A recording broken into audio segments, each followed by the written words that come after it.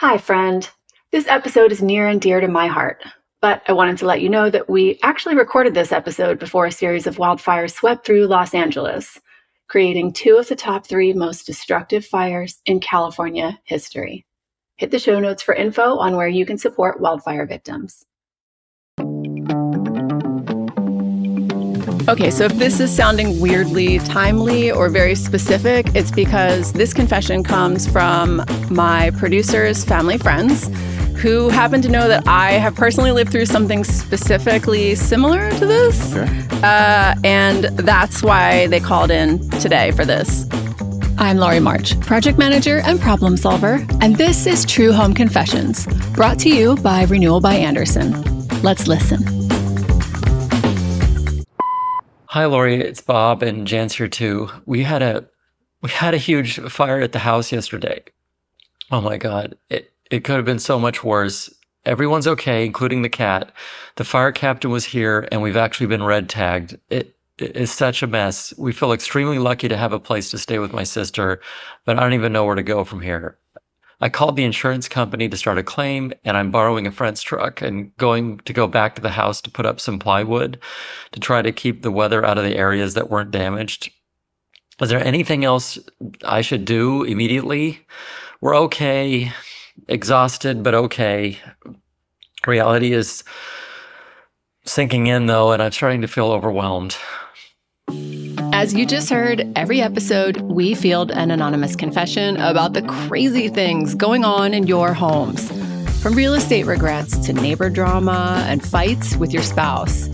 Next up, I bring on a guest, a friend of the show, so we can test out the value of friendly advice. Afterward, I'm bringing you an expert who's going to solve our caller's sticky situation. And then they'll let us know if our friends are really qualified to solve our toughest problems at home.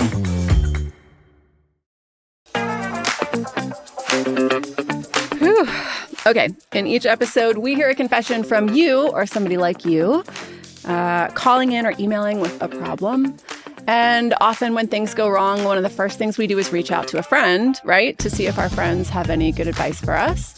And sometimes they do, sometimes they don't. That's what True Home Confessions is all about. This episode's friend is Carl Foreman Jr., and we're here to talk about house fires. That's heavy. Yeah. Yeah.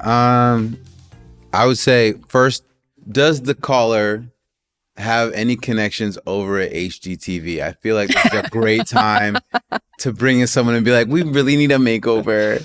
I think like there's just something going on with some of the walls and maybe the roof, like how much can we get a true home renovation on the house? Right. Can we get something? You think that's why they called me? I mean, I can't rule it out. Yeah. I'm not gonna say that's not why they called you. Right. Maybe, you got to fire up that GoFundMe. Mm-hmm. Oh, so smart. Got to fire up that GoFundMe ASAP. Yeah. Get the photos, get the cat with the kid. Yeah. Get your blurb set up. Look, I hope they had the appropriate insurance. It's going to cover it all. Enough of it. This is America where like you're going to get screwed at some point in some way on something you need. Right. I'm sure it never covers all of it. I mean, that's serious. When you have a fire, I feel like most of us, you get that insurance policy and you get all the rounds of numbers where it's like, you're so covered. If you stub your toe, it'll be coated in gold. And you look at the price for that and you're like, damn, that's expensive. And then somewhere in the middle, or the like, you pay us $100,000 and then we'll fix your house. So there's just a whole range of insurance coverage. Yeah, first off, can we just say, like, most insurance is a scam, right? Like, isn't most insurance a scam? You start to wonder. Don't aggregate me. Don't please don't put me on no list. All of my insurance providers are exempt from this theory. Right. But it's a scam.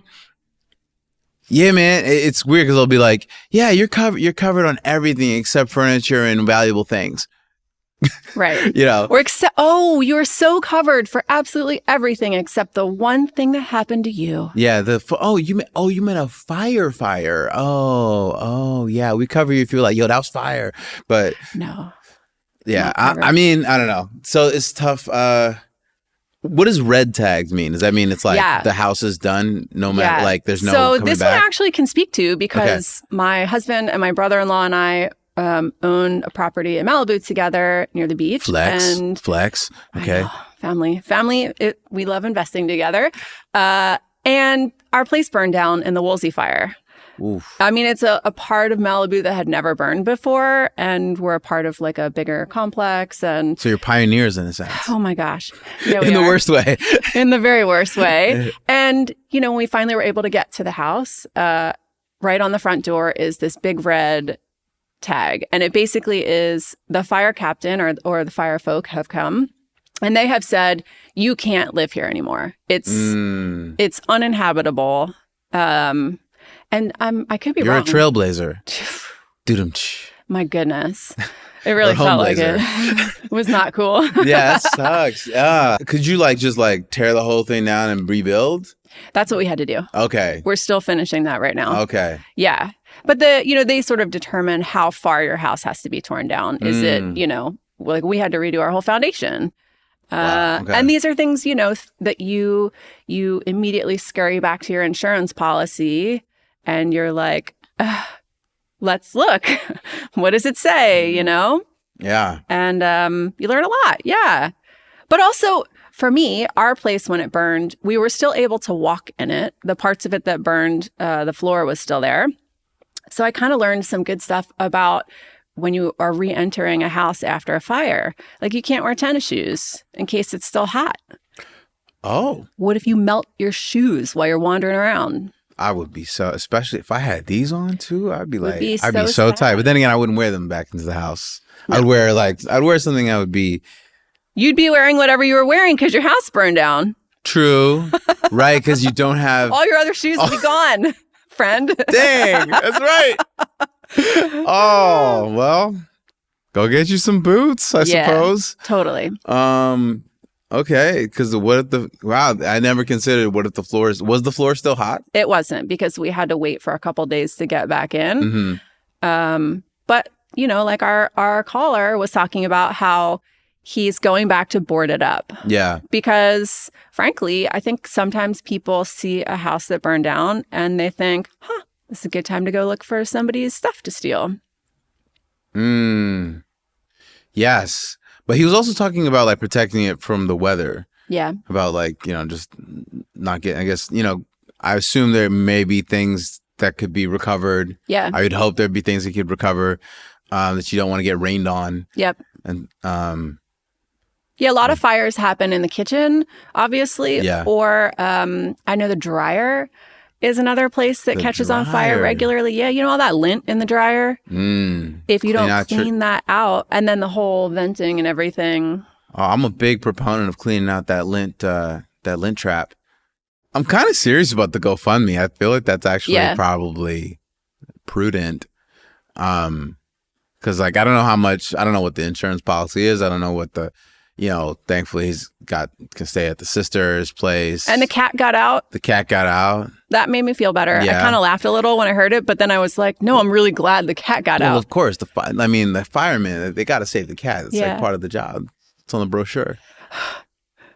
Those cats, I feel like animals are good at knowing when danger is happening better than humans, right? Yeah. Certainly cats, because they would leave you just not care at all if you got out. The cat saved itself. Absolutely. I mean, what's the cat going to do? Drag you? No, but the dog would probably stick around. Dogs are loyal. Cats, yeah. No. Hey, man. The thing that I always when people talk about fires is all the stuff that all the memorabilia. Yep. I guess the easiest term for that is, certain framed photos or, if you have physical albums, family albums, records, whatever stuff that, you want to keep. And then people who go through that, they tend to give it's just stuff. They get real zen about it, I feel like they get there later. I think Yeah, in the moment, they're not feeling that at No, all. I think that's the end of a very painful journey. Yeah. Yeah. Agreed.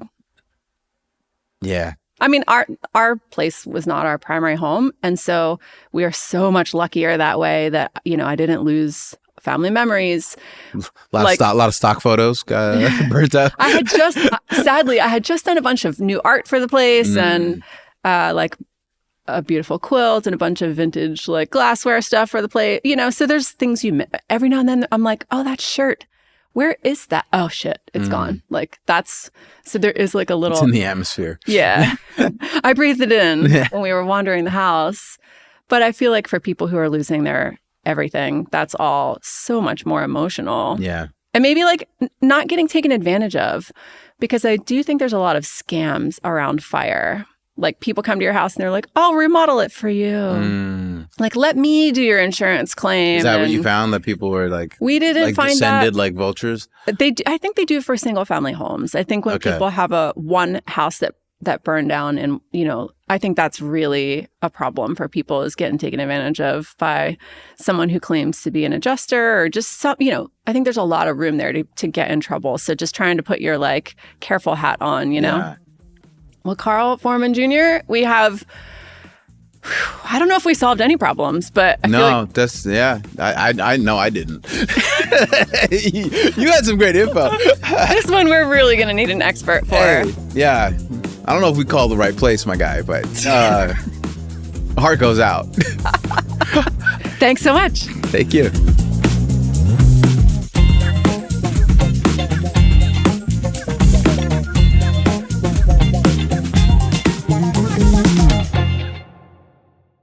This episode is brought to you by Renewal by Andersen. As a brand ambassador, I gotta tell you, I love this company. The people who work here are genuinely wonderful.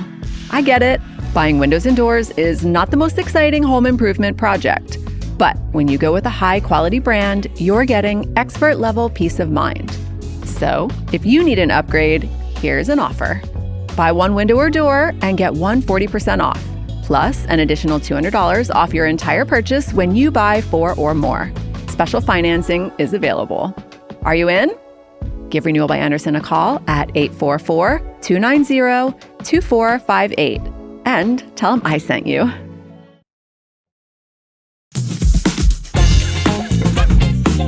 All right, next up, we're going to talk about that confession and explore the friendly advice that we got from Carl Foreman Jr. with our expert. While I've got him, I've got a few other questions too.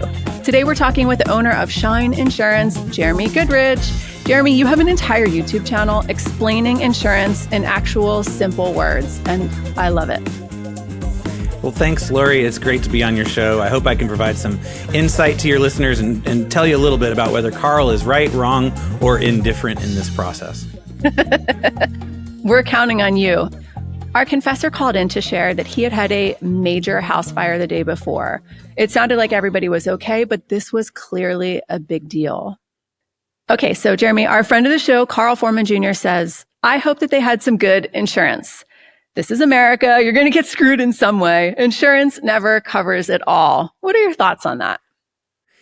Well, I think that's definitely how we see insurance. And sometimes it's true and sometimes it's not. I think it depends on the quality of the insurance company, on the claim adjuster that walks you through the process, and on the decisions that you made as far as what coverage you wanted when you purchased the policy. I'll go through all those details, but I think that a lot more people think insurance is a scam than the reality. I think insurance companies, at least the good ones, really are trying to pay out in claims scenarios in whatever makes sense and is fair. The way we get confused is because we think everything should be covered. And the reality is there's a balance between things that are covered and things that aren't. And the confusion in that space is where we start to really feel like insurance is a scam. I think that's so important. I feel like you really nailed it there, that we think everything should be covered, but maybe that's not what we paid for up front, or, in the process of trying to sort of value engineer and get something that we can afford, we've maybe kind of cut off our own, nose to spite our face. And then in an emergency, we maybe don't have what we thought we had. Absolutely. You go out to the beach and you buy some sunscreen on your way out, and you have an option that's $1 for a gallon, or an option that's $5 for a little tiny bottle. Which one is probably going to protect you better if from getting a sunburn, right? The same thing goes for so many other things. Insurance is no different. It's just really hard to see because it's a bunch of legalese, jargony junk, and it's hard to know what the details are. So when you have that fire, you're really finding out whether the sunscreen worked or not. Okay, other than his own insurance, Carl said that insurance is a scam. And he says you're always covered for something except the furniture and the valuable things, which I kind of laughed when he said that. But frankly, that's actually different types of coverage there, right? Your belongings. And, if you have a high expense thing like a wedding ring or something like that, or if maybe you collect nice watches. Once I started to think about it, I realized these are actually separate things in your insurance. So, he's kind of not wrong. Yeah, absolutely. So one of the coverages you have on your policy is for personal property.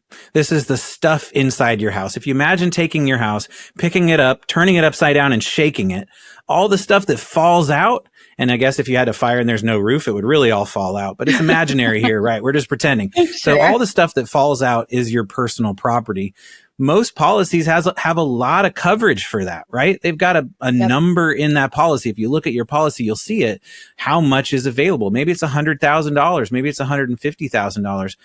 But that coverage tends to be limited for specialized collectible things. So if you've got a Rolex worth $25,000, it's very likely that that is not properly covered by just the normal personal property coverage on your policy. If you got a hula hoop, that probably is covered really well on your policy just under personal property. So those valuable collectibles don't have as much coverage. Usually the policy limits the amount to like $1,000 or something like that. So if you're thinking to yourself, hey, is my wedding ring well covered? Well, if you bought it when you eloped to Hawaii and it's a $200 wedding ring, then it probably is covered just fine. You don't have to worry too much about it. But if it's nicer, you definitely want to add it to your policy specifically. Scheduling on a personal articles floater is like the nerdy language for it. But yeah, just call your insurance agent and say, hey, look, I've got these 5 or 6 items that are worth more. We're going to add some coverage on there,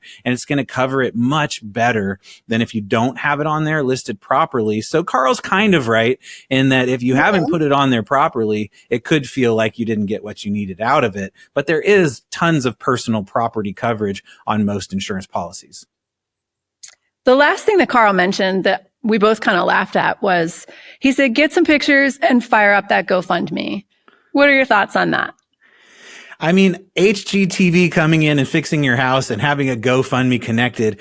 I don't think that's probably good advice from Carl, but it's not terrible advice either. What we're trying to do, though, is avoid that with your insurance policy, right? If you have a decent insurance policy, you shouldn't have to do either of those things. Call Lori and try and get an HGTV connection or have a GoFundMe account. So I think it really has to do with how good your policy is. If you got that $1 bottle of sunscreen and you're going to get burned, then you're going to have to come up with a GoFundMe solution. If you got a decent policy that is going to take care of you, it shouldn't be something you have to navigate.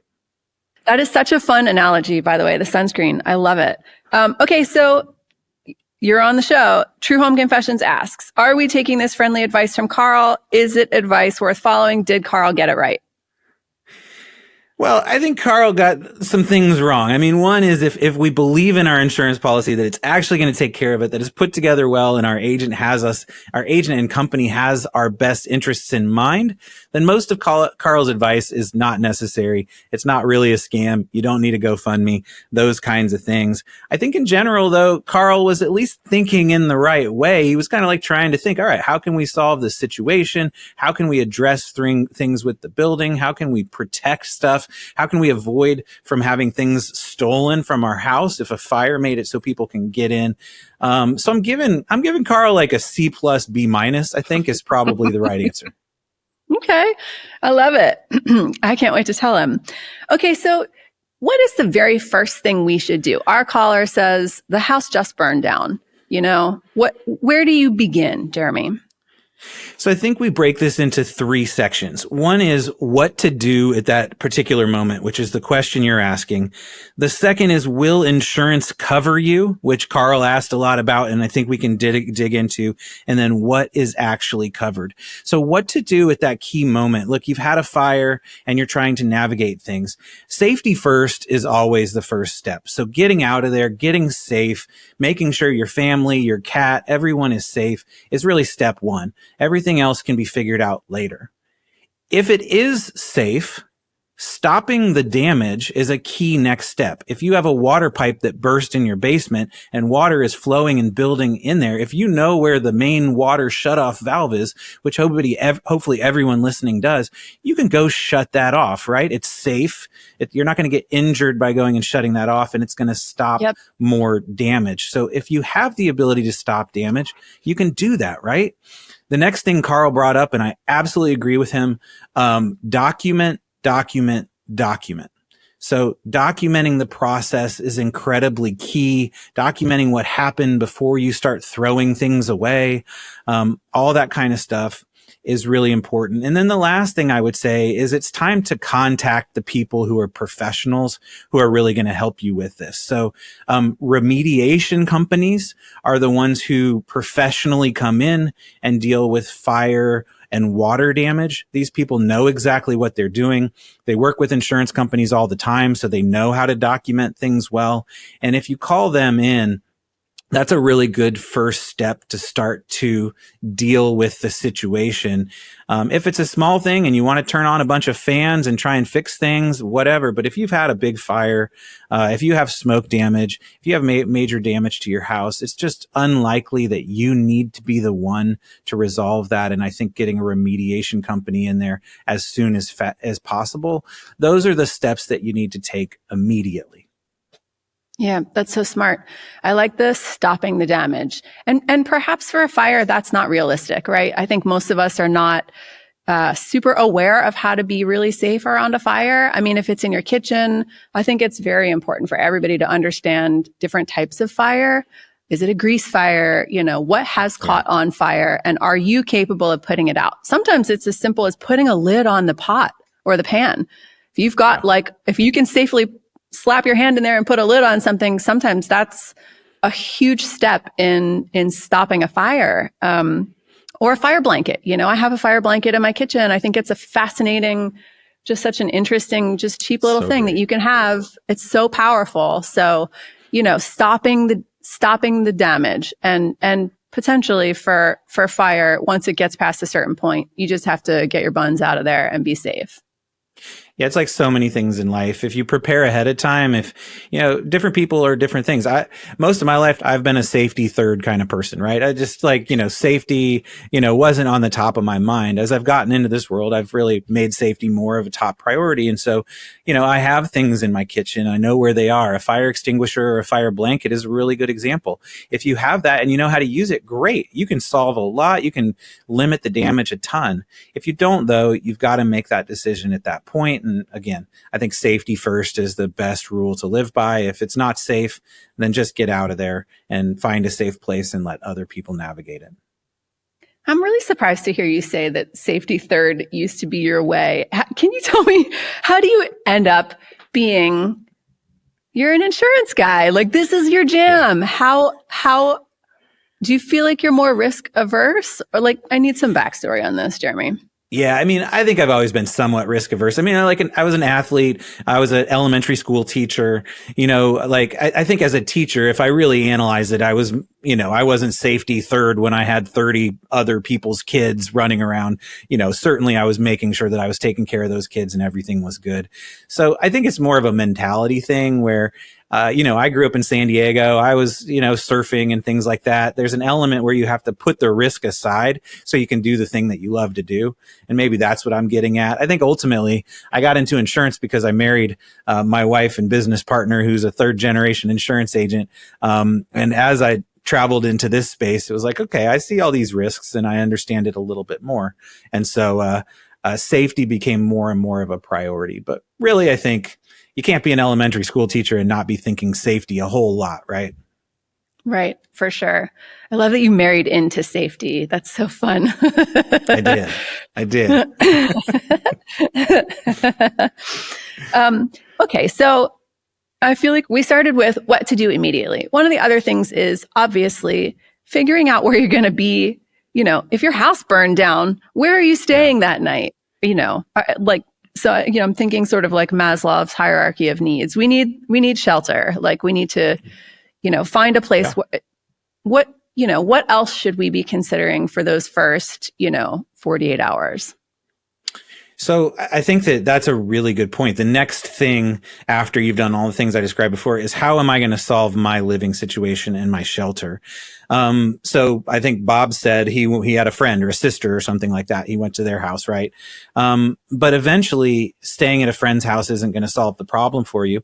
Your insurance policy should have an answer to that question. It's called additional living expenses coverage, and it actually addresses the cost of living somewhere else for the period of time your home is uninhabitable, and even the extra costs of having to eat out more often than you would have if you had a kitchen available to you.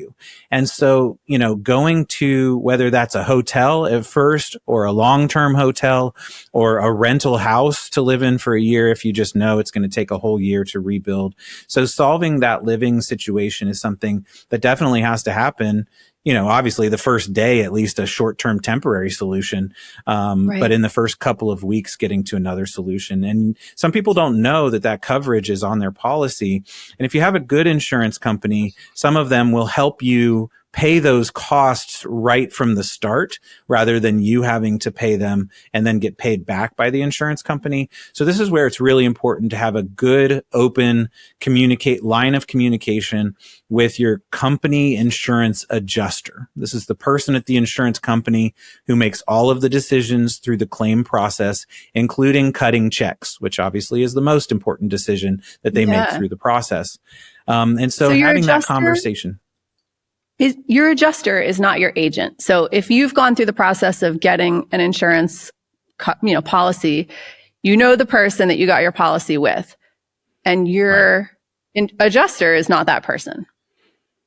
That's correct. So you have an agent who's really kind of on the sales side of insurance world, right? Their job is to get policies in place, to make changes, to do all those kinds of things. But when a claim happens, it's a specific person inside of the company, and their only job is to navigate claims. These are great people to have as friends at parties, by the way, because they have tons of stories, just like the story we're telling here. They can tell you all sorts of crazy stories about wild things that have happened to people, but the claim adjuster ultimately, is not going to be your primary point of contact that you had before. With a lot of places, you can use your agent, though, as a conduit if you need that help. You can go to your agent and say, hey, my adjuster's a real jerk and isn't doing anything to help me. Can you help me with that? Some agents can help, some agents can't help, but you can try and leverage that relationship if it's there. Interesting. So if you end up feeling like you are paired with someone who's not listening or feels like you're some sort of a mismatch, is that something inside your insurance that you can ask for a different adjuster? So there's a couple of solutions you can take here. One would be to say, hey, I'm not sure this is working out. Is there a different adjuster? The downside of that is if they say no, now now your adjuster is even more mad at you because you tried to find someone else. So, you got to walk that lightly. You can also ask your agent to help, like I said before. And then I guess the third thing is if you really feel like either the adjuster isn't doing well, I would add, you can go to there's always a supervisor. So you can always go to a supervisor and try and bring that person in. The last step would be something like a public adjuster, which you and Carl kind of talked about when you were talking about the fire you were experiencing, whereas people who come in and say, hey, I'm a professional at helping you navigate the insurance company, and I will take care of all of the drama. The insurance company is trying to screw you over. It's a scam. I'm going to come in and I'm going to help you solve the problem. Just like personal injury attorneys, there are good public adjusters out there and there are bad public adjusters out there. Personal injury attorneys and public adjusters have very similar jobs. Their job is to get as much money out of insurance companies as they possibly can. There's one big reason for that. They get a large portion of the payout when it happens. And so if you bring in a public adjuster, you have to know that the second you sign on the dotted line with that person, you've just handed over 30% of the claim to that person. You've also given them that you've made them the middle person. So you can't talk to the company anymore. And when money does get paid out, it gets paid out to the public adjuster. And then the public adjuster pays you. And so you've put someone in the middle and it just can turn out to be really bad and nasty. But again, sometimes if you're just having someone who's listening right now may be so frustrated with the insurance company that it's time to try and find someone to help them. And in that scenario, it could be a valuable thing to do. Our fire, we were a part of a larger complex. And I think it was just a massive claim because it was a bunch of condos that burned. Yeah. And we did end up having a public adjuster because it was just such a large claim that it was just unhandleable, for normal human beings in an HOA. And I think we went through a bunch of them, frankly, before we really landed on something that worked. But yeah, it's so interesting. I think most people don't realize that you're handing over a part of your recovery to that person. And 30% is wild to me because, you're really thinking about like, if you need to rebuild your house, there's a cost to that. And then what happens if you've hired an adjuster and you need to rebuild, but 30% of that money goes away to that person? Has anyone ever not had what they needed to rebuild because they hired an adjuster? Absolutely, all the time. But people have also not had what they needed to rebuild because the insurance company wouldn't give it to them, or they haven't had enough to rebuild because they didn't set up their policy properly. So there's a variety of reasons why you could end up in that situation. But you hit exactly on the point, right? Like when you bring someone in, to me, it's always just important to make decisions with eyes wide open. And if you're I would always try and navigate the insurance company on your own first, especially in small single family home claims. It doesn't feel small to the person who just lost their entire house, right? But, if you're navigating it, try and navigate it with the company. And if the company if it starts to go south, then you can make those conversations. But why hand over money to a middle person if it's going to go fine? Wait until there's a problem there. So those are the kinds of decisions you got to make. So I want to rewind a little bit and ask you, how do people end up underinsured? So it's a good question. I mean, I think when we go out and buy an insurance policy, too often we're thinking about only one thing. And you know what that is, Lori? It's how cheap we can get our insurance policy, right? Sure. And so when you go out and get that, especially now that you can go get a homeowner's insurance policy online, no one is helping you. No one is providing, ideas for what you really need.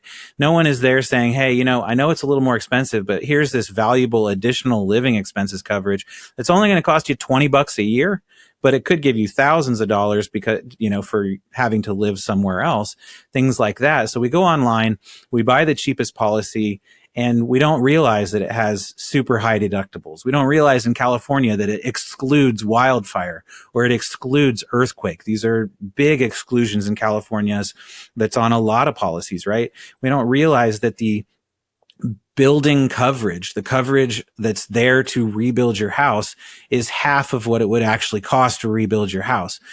So I think that that's the big problem. And that's where that insurance is a scam starts to come in, right? Because you went online, you just said, I don't know, whatever, what's the cheapest option? Okay, here it is. Insurance is expensive anyway. So I'm just going to take the cheapest insurance policy, and you buy that, and then something bad happens and suddenly wildfire is excluded and you don't have any coverage or something like that. So I think on that front end, it's, I'm an independent insurance advisor. My job is to, offer people policies that actually will cover them in a situation. I think that's valuable. Obviously, I think that's valuable. It's what I do. But I think you just have to get a little educated on the front end, like listening to our conversation right now, and you can make sure that you have a better experience on the back end. Yeah. Jeremy, you and I, Bob and Jan, and our friend who's listening to this in their ears, I would like to pretend that we could go back in a time machine for a minute before this fire happened. And we've talked about having good coverage and understanding your coverage. For me, one of the things I discovered was having a really accurate home inventory was really powerful, because I, called and when I mentioned that I had a home inventory, they just wrote me a check for the full amount of our belongings coverage, because to them, it meant that I had, photos and videos and I just had a record of everything. And they were able to immediately see that, we were going to need to max out this coverage, and they just sent it to me. So is there anything else like a home inventory that we can do to be more prepared?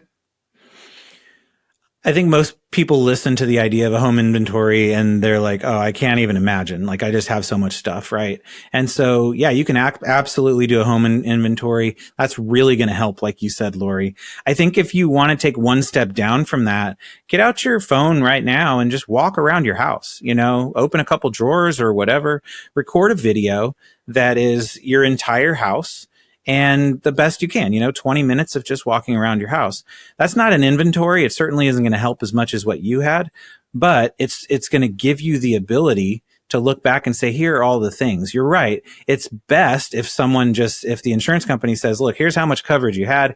Here's $150,000. Do with it what you will. And then you can just move forward from there. And how an insurance company navigates that does really depend on what they think the situation is. Adjusters are trained to pay you what you actually lost. So if they think that's significantly less than the coverage you have, they're going to ask you for all the evidence you have. And that video is going to become really valuable. You pause that video and you're like, okay, I had that couch, I had that bookshelf, I had that TV, I had, you're able to list items out. Adjusters know that you don't know everything you had. And a good insurance company shouldn't say, well, we're not going to pay you for anything that you can't prove you had. They should say, here's a reasonable number for the amount of loss you experienced. And there will be a balance made there. But there's zero doubt that the more evidence you have, and this is true across all insurance claims, the more evidence you have, the better position you are to get the best amount of money from the insurance company to replace what you lost. Yeah, I think in my early career, I used to do home inventory for my clients. And one of the things that I think people forget to take pictures of is your house, the structure. Do you have expensive tile? Do you have a nice countertop? What are your surfaces? Those things are super important to also have a record of, so that when they say, well, that looks like $1 tile, you can have a photo and well, no, I'm sorry, that's actually marble. This costs a lot more than $1. And so those conversations get a lot more powerful when you have the photo evidence. Yeah. A good claim adjuster wants to pay you what you deserve. Insurance is all about making you whole, getting you back to where you were before the bad thing happened, right? We're not going to build a 4-story mansion for someone who had a 1-story bungalow. That doesn't make sense, and no one would expect that. But we do want to see our insurance companies replace the 1-story bungalow with a 1-story bungalow, replace that marble countertop with a marble countertop. And I think that's what you're getting at. And that's what insurance companies should be doing. And the more you have as far as evidence, the better. And so if I'm making a hot little list of things that people should consider, if they want to not be in the position that Bob and Jan are in, we talked about an inventory. We talked about good coverage. We quickly talked about a fire blanket, a fire extinguisher. One other thing that comes to my mind is having an escape route for your family. Like, Bob said the cat got out. But if you have kids and dogs and cats, like really thinking through, if you woke up in the middle of the night and your house was on fire, what's your plan? Yeah, I think that's exactly right. I mean, nobody wants to think about bad things that happen to them, which is another reason why we don't like insurance, because it's asking you to contemplate bad things that happen, right? But if we think about those bad things that could happen before, and we do this constantly when we're driving, when we're taking our kids to school, we're constantly thinking about bad things that happen, subconsciously. So to bring that to a conscious level and just say, look, let's figure out how we would get out. If we have upstairs bedrooms, should we have some way to have a ladder down out the window, or things of that nature? In our family, we have a Sunday night meeting at 8 p.m. every week, and we talk about whatever things the kids want to talk about, whatever things we want to talk about. And I think that's a great place to bring up, hey, do we know what to do in a fire? Do we know what to do if this happens or that happens? And then we can move on to the next topic. We don't have to dwell on the bad things that could happen, but we want to be prepared for them no matter what they are. I know myself, all of my insurance premiums went up this year. Everything everywhere went up. Can you tell me a little bit about that and what's going on and what you're seeing in that front? Absolutely. So claims have skyrocketed in 2021, across the nation. Insurance claims paid out about $6 billion. In 2022, it paid out $26 billion. And in 2023, it paid out about $36 billion. So from 2021 to 2023, we had a 6x increase in claims.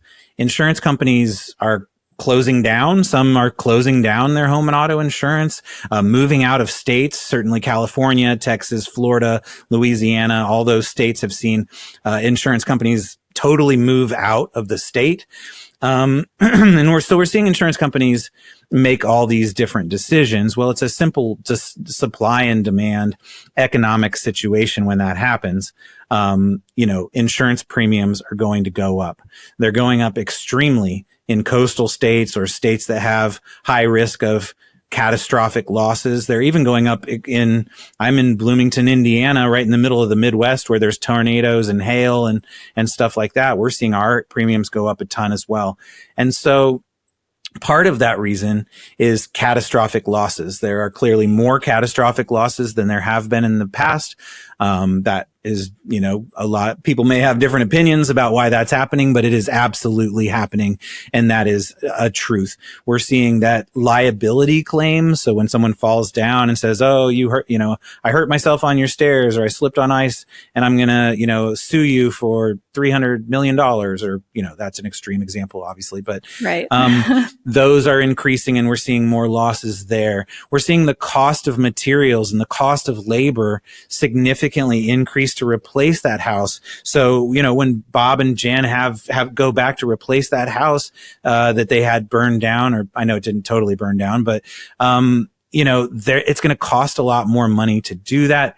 Mix that with inflation. And the last thing I would say is, just like banks, insurance companies take the money that they have while they have it and invest it in stocks, bonds, real estate, all that kind of stuff. Particularly in 2022, that was a really bad market, right? So not only were they losing money in claims, but they were losing money in investments. Now, we don't have to shed a tear for insurance company executives. They're still doing fine, but that's just the reality of the situation. Right. Yeah, they're still doing fine. Nope. But that is the reality of the situation. Now, 2023 investments looked better. We'll see what 2024 looks like. So those are all the factors in a nutshell into why we're seeing insurance premiums go up. It's not baloney. This really is insurance companies having to decide, okay, we're losing a lot of money. What are we going to do about that? Yep. All right. We're going to wind down here a little bit. Is an uninsurable house uninhabitable? No. I mean, it might be impossible to get a loan on it. I mean, in Florida, this is going on a lot. Insurance is going up by so much that people are choosing not to have insurance at all, or not to have wind, hail, or named storm insurance, which covers you for hurricanes. And so their biggest problem is simply that their lenders won't continue to let them, have a mortgage if they don't find an insurance solution. So in an uninsurable house, if it's uninsurable because it's broken down or it's had a fire and it hasn't been fixed or something like that, I guess you could say that would be uninhabitable. But if it's uninsurable simply because it's on the coast of California and you can't get, earthquake coverage or wildfire coverage or whatever, then no, I wouldn't say that's uninhabitable. It's just probably going to be very hard to get a loan on. Got it. That makes sense. Bob sounded exhausted and overwhelmed. A house fire obviously means your life is pretty far from normal. But on a deeper level, I think he wants to know what he can do right now to have the best possible outcomes going forward. I think that's the best question of the whole conversation, right? It's like, what can you do to make this process as smooth and clear as possible? And I think it's just to understand what you're doing moving forward. So, having a checklist of all the things that you're going to go through in the process, understanding that the insurance company has only one role, and that is the money. And that your contractors are the ones who are actually going to do the work, right? Your remediation contractor at first, who's going to fix the damage. And then your general contractors who are going to come in and add plumbing and framing and drywall and roofing or whatever they need to do. Making sure that you're clear with those people up front as to exactly what you need from them. And they are clear with you. And I think the most important thing is timelines. If your contractors and your insurance claims adjuster are providing you timelines, you need to document those timelines. And then when that timeline comes up, you need to ask them where they're at on it. I can guarantee you one thing, at least one timeline will be broken in the process. Probably more than one. It's contracting, right? It's things change. But if you're on top of the process, you're getting clear information from everyone involved. And then when you hit those waypoints, you're saying, hey, you said you were going to have this done at this point. Is it done or not? Why isn't it done? How does that change the timeline? Right? That some of that stuff is annoying, but it's what's really going to give you the peace of mind through the process that you know what's going on. If it's a year that Bob and Jane are going to have to live somewhere else, then go live somewhere else, right? Once you've settled into that other place, it's not such a big deal. The anxieties come from not knowing, from not having clear insights and information, from not having clear deadlines. And if those deadlines get missed, not having clear ideas about why they did and how that changes things. So to me, the easiest way for them to make the next steps of the process, as you experienced, I'm sure, as you all rebuilt your house, is just to know what the process is and what to expect and how to navigate that. Carl says insurance is a scam. Kick off a GoFundMe. Jeremy says check your policy, get good coverage up front, and get organized on the back end. And I would say hang in there, Bob and Jan, get organized. May your road to rebuilding be shorter than mine. We're at 5 years now, and I'm extremely hopeful that we will get our keys very soon. Wow. But if you're out there listening, one of the most powerful tools in my arsenal was definitely that home inventory. Get that fire blanket, check your insurance policy, pay attention to details here, and may you never need to use any of it. I want to thank you all for listening, for all the ways you can find Carl Foreman Jr. and Jeremy Goodrich, and more information on everything we talked about. Hit the notes. If you don't mind, would you please share this with a friend or two? Normally, I would just say share it with one person, but what if that first friend was busy? Thanks for spending time with us. Hit subscribe, and let's do it again.